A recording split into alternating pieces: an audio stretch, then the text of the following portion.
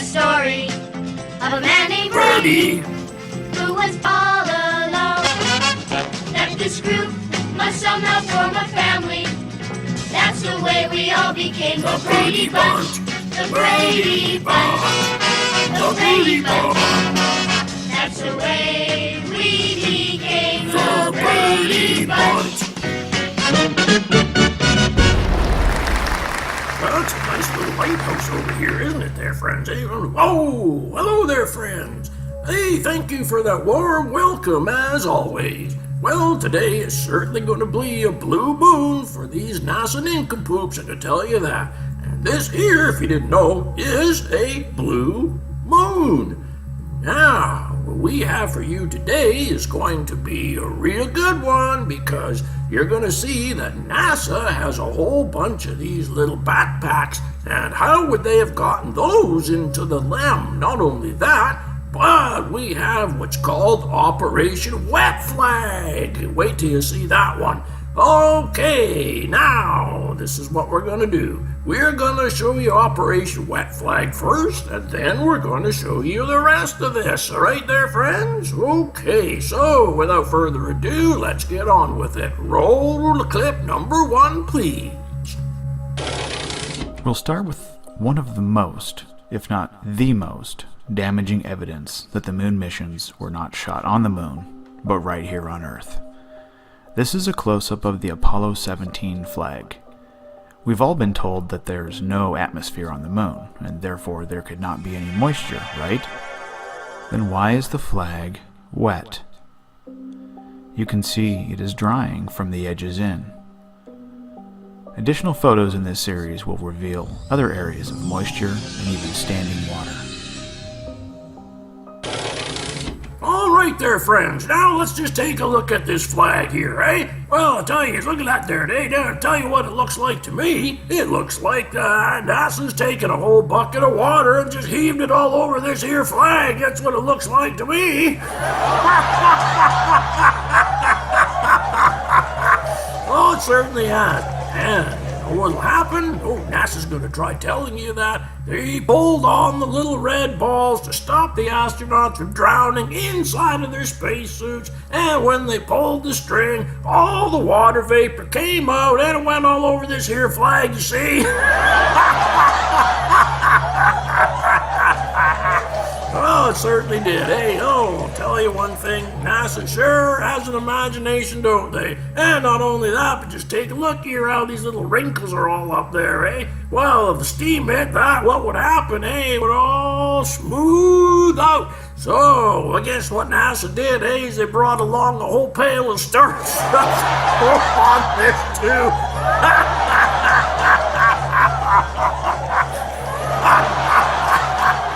Oh, my dear God, I just had to laugh at that one because NASA's such a pack of liars isn't even funny, eh? And that's why we call this the Wet Flag Operation. Oh, that's just too funny now, eh? Well, all right, let's get on with the next clip here. So let's roll the next one. Roll it. 2 damaged PLSs lie on the ground, but only 2 were supplied for the mission, according to NASA. So by simple deduction here, the astronaut taking the picture undoubtedly must have one on, and the astronaut in the background must also have one on. So in actuality, I guess there were 4 on Apollo 15. The main strut is not centered on the landing pad as a result of the crash landing, and you can see the ball joint has been broken. Secondary struts were broken off. The ball swivel joints had to be replaced. Photographs could not be taken outside of the LEM until the damage was repaired. To avoid this, an SEVA and 2 EVAs were done before the flag and photos around the LEM were shown. There were no shots or video of the first steps of the Apollo 15 astronauts on the lunar surface. Do we really have to go over this again? The photos here are almost shot at the same angle, showing the damage to the exhaust housing that happened as a result of the crash of Apollo 15 on the left. However, the photo on the right is from Apollo 17. It is the same equipment and the damage has not been repaired. Only the Apollo 15 legs were worked on to lift it off the ground. Okay, back to the PLSSs. You can see the cover is removed. The only function it had was to cool the suit, just the sublimator canisters. On the left is a display model of what should be inside the PLSS. The arrows are pointing to the top, core, and the canister. When the Apollo 15 LEM was dropped during the simulated landing, equipment was damaged, and the rover was broken from its mounts. The exhaust housing was crushed, as you can see here. The lowering arms for the rover are broken on the ground, and all of the ropes are broken. The rover was damaged as well. Note the mold growing on the sewage bag, another example of equipment being recycled for each mission and aging over time. On the lower right of this photo is more damage and broken parts. The pink foam above the legs on the flat surface between the descent and ascent modules. Let's see if we can work out what these objects actually are. The astronauts in their moon suits did not have the ability to get to that location.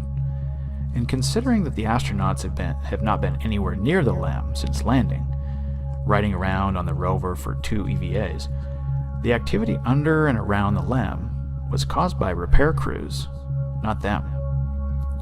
They quickly raked the soil to cover the footprints, and broken parts were thrown under the LEM, not even removed from the set.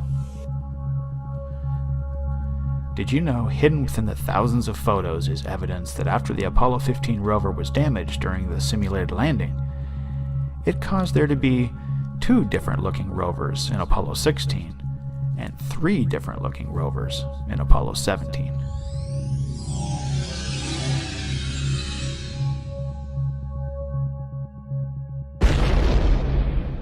So from this we can see that this NASA lot are absolutely insane. And to prove it to you, let's just ask Dr. Theopolis. Dr. Theopolis, what do you think about this NASA 9 lot? Can we get your opinion, please? Yes, Mr. Strange, I think the NASA 9 are insane. Well, thank you, Doctor, for letting us know that the NASA 9 are, in fact, beyond insanity. Okay, so let's get on with it here. Keep on rolling. All right there, dear friends. Now, do you want to tell me how all this crap there, like these straps down there and all of this here rubber and all that stuff, now just how the hell did that get underneath of this here LEM, huh? Well, I'll tell you how it got under there. The stage hands had to repair the LEM because the little latch on the side of it over there, which you can't quite see, it broke, and it was the arm that held the little landing pad together. But not only that, you see down here, this has got to be the funniest thing of all. See these tracks down here, right? Well, that's the safety boots that the stagehands had when they were placing all this shit underneath the LEM.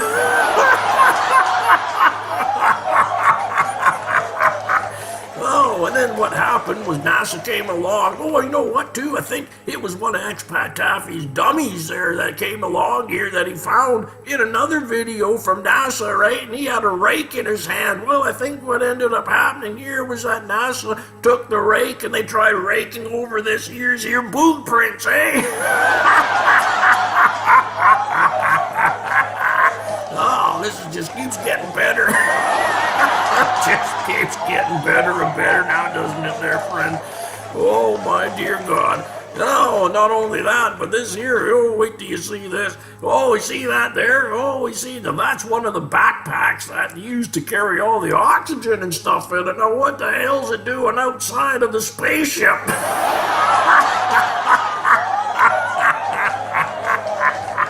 Oh my God, how are these guys supposed to breathe, eh? Well, just like the dude said there, 4 of them, count them 4, so how did they fit those inside of this here LEM, eh? When they're all they're concerned about is weight. Oh, but these guys are too funny now, eh? Well, if you think this is good, just wait till you see the next little clip here. So let's go roll that one now, okay, friends? Roll the next clip, please. The Apollo 11 LEM is on the left side, and the Apollo 15 version on the right. The helium tank has been removed, not repositioned, to accommodate the rover on the descent stage of the LEM.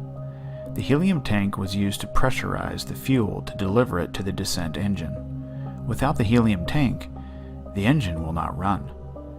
And any change in equipment would require the entire machine to be rebalanced as well. A display model or prop for a stage set can easily be modified to fit the needs of the filming being done.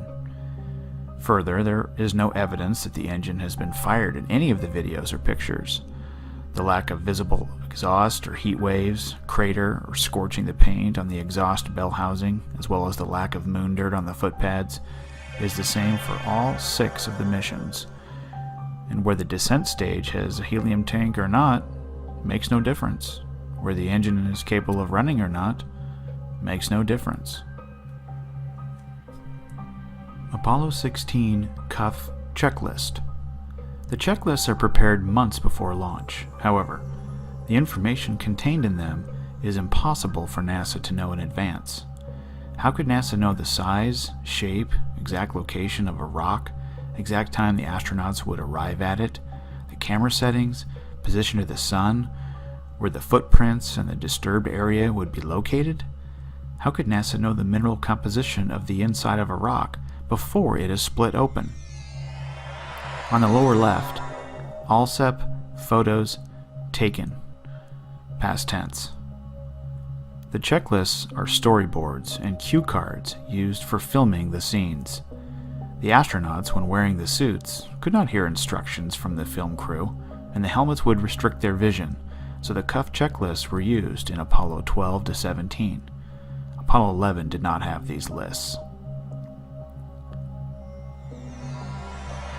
Apollo 17 checklist contains impossible details, locating 4 craters to drive through and around. This is a very well staged scene. One astronaut operating 2 cameras and taking photos at the same time.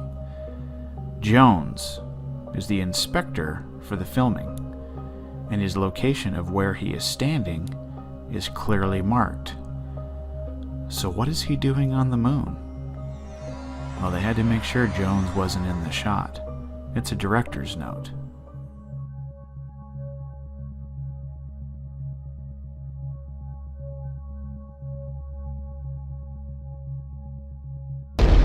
Alright, all you NASA knuckleheads, do you want to tell me just how they could have pressurized these tanks without any helium? See, now that's a helium tank right over there, see? Now, over here, where did the helium tank go, eh? Oh, it's pretty hard. It's gonna be a real hard day to pressurize that fuel to get that LEM off the ground, now isn't it there, friends? Oh, see, another one of these NASA screw-ups, eh? Whoa, boy, oh boy. Well, we just keep catching them all the time. So now what we had is we had a false flag operation, or as we like to put it, a wet flag operation. And we have all this NASA's crap from their backpacks laying all over the surface of the moon when there's 4 there, so how could they have got those inside of the LEM, eh? All they do is care about weight. Well, there's not a lot off of weight here now, isn't there there? Hey, that right, isn't that right, slack ass? Oh my God, and not only that, but we even had a doctor's visit here, eh? And I know what he said. He said you're all insane. And I agree with him too. Oh, you know how much money it costed us to get that doctor here?